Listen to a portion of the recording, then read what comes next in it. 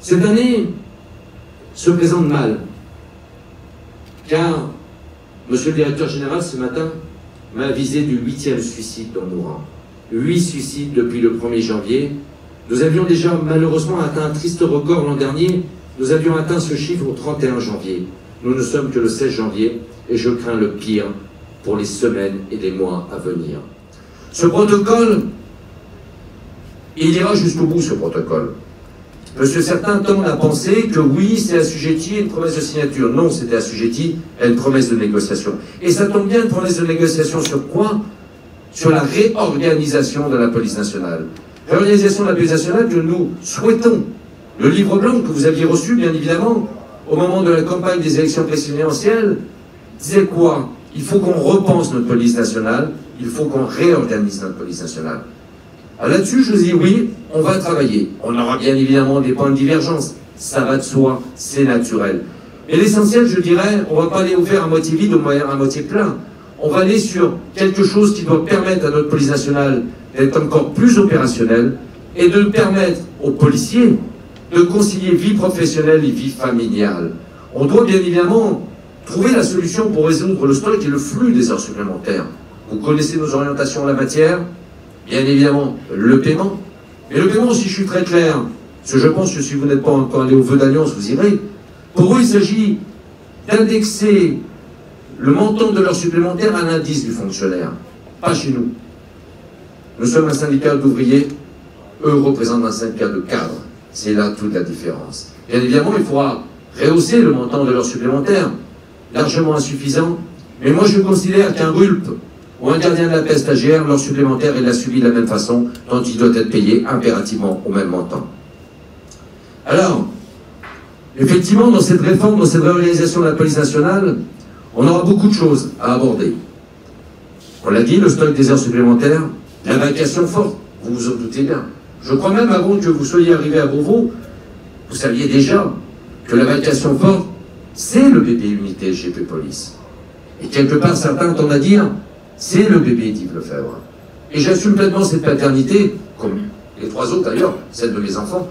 Et bien évidemment, mais là, il faut qu'on avance. Alors, avec Éric Morvan, quand il m'a parlé d'un moratoire, je dis, ben, c'est une bonne chose. Et ce qu'il a mis dans son moratoire était empreint d'une volonté réelle d'avancer. Cette vacation forte, ne nous voilons pas la face. Monsieur le directeur central de la sécurité publique le sait. Il était en poste à Marseille il y a encore quelques jours, et madame la directrice de l'inspection générale de la police nationale en poste à Bordeaux, eux deux avaient la vacation forte, et eux deux savent que c'est plus coûtant. Mais en échange de quoi? La vacation forte, c'est un mieux-être au travail. Ce sont des barrières qui s'effacent. C'est une meilleure ambiance. Ce sont des résultats en hausse, parce que nous sommes là. Si je suis, et là je fais juste une parenthèse, j'ai énormément apprécié dans tout votre discours le passage sur la fin définitive de la politique du chiffre dans la police nationale. Mais je vous le dis, monsieur le ministre, vos prédécesseurs m'avaient dit la même chose. Mais jamais aucun d'entre eux n'a été capable d'aller jusqu'au bout. Mais je sais que vous allez arriver au bout parce que je vous fais confiance. Et quand on a la vacation forte, on a moins de pénibilité, on a moins de malades. Donc, in fine, on a plus de personnel. Donc, il faut à tout prix qu'on le fasse. Et ne soyons pas non plus royalistes que le roi. On sait que partout, ça sera difficile. Et il y a encore beaucoup de circonscriptions, on doit l'améliorer. Beaucoup d'autres choses. Les adjoints de sécurité, entre autres. Et sans vouloir vous faire le catalogue de la redoute, qui n'en était pas un d'ailleurs pour les élections professionnelles. Les adjoints de sécurité, je vous ai senti particulièrement attentifs. Quand je vous ai parlé de la 3e voie d'accès ou la concrétisation par un CDI, peut-être pas le terme approprié, Jean-Claude Mailly, tu m'en voudras pas, parce que CDI dans la fonction publique, bien évidemment, j'en veux pas. Mais par, je dirais, un emploi pérenne de gardien de la paix, à terme issu d'une période d'apprentissage. C'est ce qu'on appelle la 3e voie d'accès, au bout de la 4e année, validation des acquis d'expérience. Ces garçons et ces filles pourraient être opérationnels après 5 mois de scolarité. Pourquoi? Parce que la réforme de la scolarité parle maintenant de 8 mois. Eux, on en aurait fait déjà 3, durant leur scolarité d'élèves adjoints de sécurité, et bien évidemment, ils auront l'expérience du terrain derrière. On aura bien évidemment aussi la problématique des avancements. Nous revendiquons une carrière plane. Une carrière plane, dans un premier temps, gardien brigadier. On nous a fait un Canada Dry à travers le protocole d'avril 2016. La semi-automatisation possible, peut-être vraisemblable, mais qui, in fine, ne verra pas le jour pour tout le monde. Non, glissons tranquillement sur un plan pluriannuel, nous pouvons le faire. Et ensuite, nous aborderons ce que nous appelons un carrière plan, que certains de nos anciens ont connu, ce qu'on appelait le fameux dur à four dans la police nationale. Il y a aussi, bien évidemment, et surtout en ce moment, la problématique des effectifs dans les CRS. Vous savez, on a été reçu à sa demande par monsieur le directeur de cabinet de l'Élysée d'Emmanuel Macron la semaine dernière. On a parlé essentiellement du maintien de l'ordre et des effectifs nécessaires. Les CRS aujourd'hui manquent de 1000 agents, 1000 policiers, hommes ou femmes. Il faut qu'on trouve une solution parce que malheureusement la crise quasi insurrectionnelle que nous avons traversée, que nous allons peut-être encore devoir traverser, impose impérativement ces renforts nécessaires. On ira bien évidemment, vous l'avez dit, c'est vous qui l'avez mis sur la table, et j'approuve, revoir le système de fidélisation. Pour nous, fidélisation passe par l'élargissement des circonscriptions SUEP sur Paris, et bien évidemment la réinitialisation de l'avantage spécifique d'ancienneté pour tous les policiers affectés sur le ressort d'attribution de cette même ASA. On aura bien évidemment d'autres débats. Même si on tente parfois un peu l'oublier, c'est ce que me disait Éric Morvan vendredi soir, quand je m'étonnais qu'on ne m'étonnait pas. Je voulais juste savoir pourquoi on redéployait les fusils d'assaut en marge des services d'ordre. Éric Morvan me dit légitimement, mais monsieur Lefebvre, la menace d'attentat est toujours aussi palpable. Et c'est vrai que les gilets jaunes, dans des conditions abominables, tentent parfois à nous faire passer au deuxième niveau ces menaces terroristes. Et au travers de cette menace terroriste, il y a des personnels qu'on tend parfois oublier. Ceux qui interviennent quand personne ne peut plus intervenir, ce sont les démineurs de la sécurité civile et aussi de la préfecture de police de Paris. Ces démineurs ont une indemnité du déminage qui n'a pas été revalorisée depuis 1994.